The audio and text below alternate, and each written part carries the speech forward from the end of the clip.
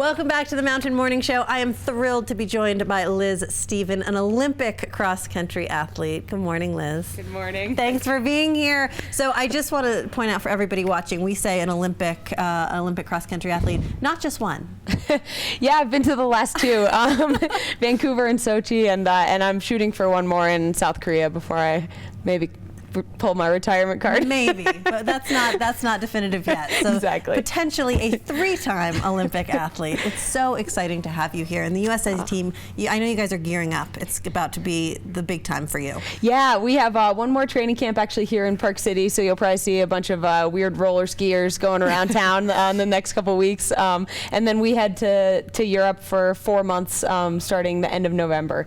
And we'll be back in March. So the majority of your competitions are all Europe, right? Yeah, 100% of them actually. The last year we had 2 weeks of events in Canada, which was like a huge. We haven't been to Canada since Vancouver, a nice change, so right? It's a really nice change. But most of our events are in Europe. So.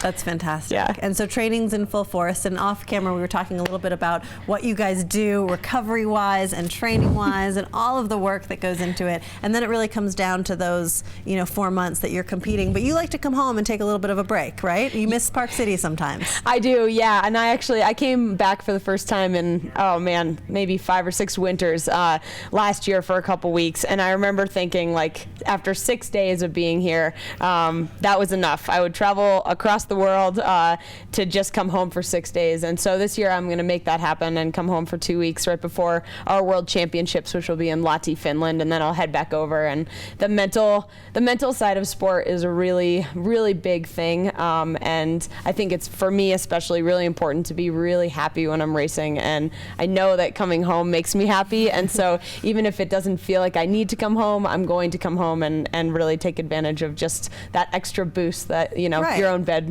makes you feel. And living your friends. in and out of hotel rooms, I can imagine it Yeah. gets pretty isolating. So, and everybody feels happy when they come back to Park City, right? Yeah, of course. So for the people that are watching and are interested in sort of getting involved in the sport, how did you get started?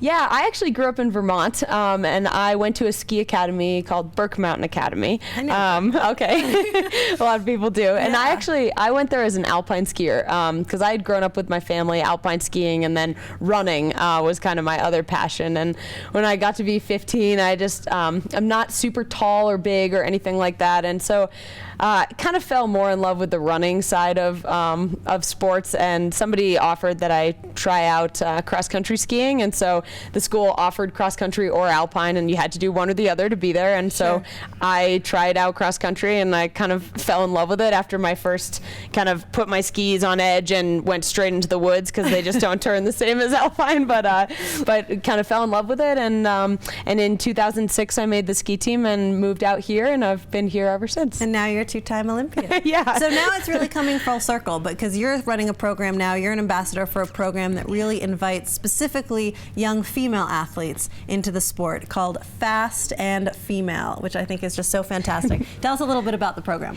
Yeah, so the organization was started in Canada by an Olympic gold medalist, Chandra Crawford, in cross-country skiing, and she kind of won this medal and was like, well, I have this great platform to stand on now. What do I do with it? And she really found that a lot of girls were dropping out of sport, between the ages of 8 and 18.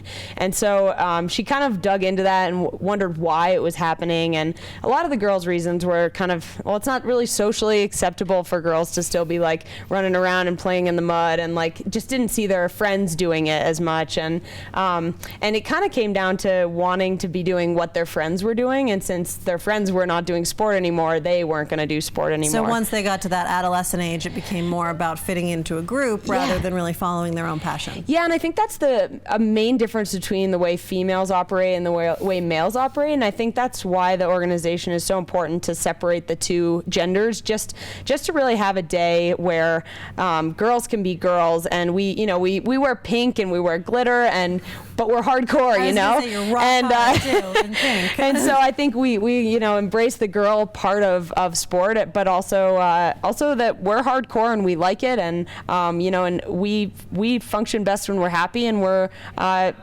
playing around with our friends, really. I mean, that's what our team is. I get to travel the world with some of my best friends ever, and that's my life. I've made my life out of it. And so we just want to kind of promote that sport can be whatever you want it to be, and it can take you to a job in 10 years, but you will have had this experience of, you know, how to work with people, how to set a goal and achieve it, all the emotional ups and downs of trying to achieve a goal and how to deal with that. I think that the benefits of becoming an athlete or being involved in sport are so huge for the rest of your life that we just want these girls to stay in, at least in, not drop out because of some social, you know, reason, you know. So, well, and I think a lot of people in Park City see the influence and the impact of sports, and they'll say, well, what happens when they can't play sports? But you made such a good point about the discipline and the mental discipline that it takes, and all of these different life skills that they're learning that,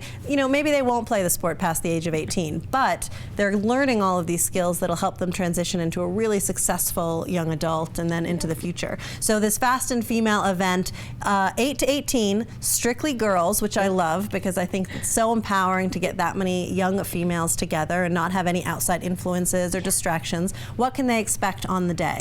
Yeah, so we're doing a little bit of change this year from the past events because we've kind of noticed that as the girls get older, you know, 8 to 18 is a huge range, right? And an 18-year-old maybe doesn't want to do the same thing as an 8-year-old. Sure. And so when everybody's doing the same thing, you kind of lose the interest of the older girls. So this year we're going to kind of draw a line and pick some of the older girls and do slightly different stuff with them, and then have the younger girls just playing. I mean, when you're young, we just want you playing and enjoying and having fun with your friends. Play hard. Yep, and the same thing is true, you know, as you get older, but that's kind of what we focus on with the little girls. And we'll just have, so the event's from 9 to 11:30. The girls will show up, check in, kind of meet their groups, and then we'll put them right into some stations where they can expect to meet some Olympians from, you know, all types of winter sports, since we're like a winter sport hub here. I love that. Only in Park City can kids, just 8-year-olds, like local kids, just go and spend the day with a group of Olympians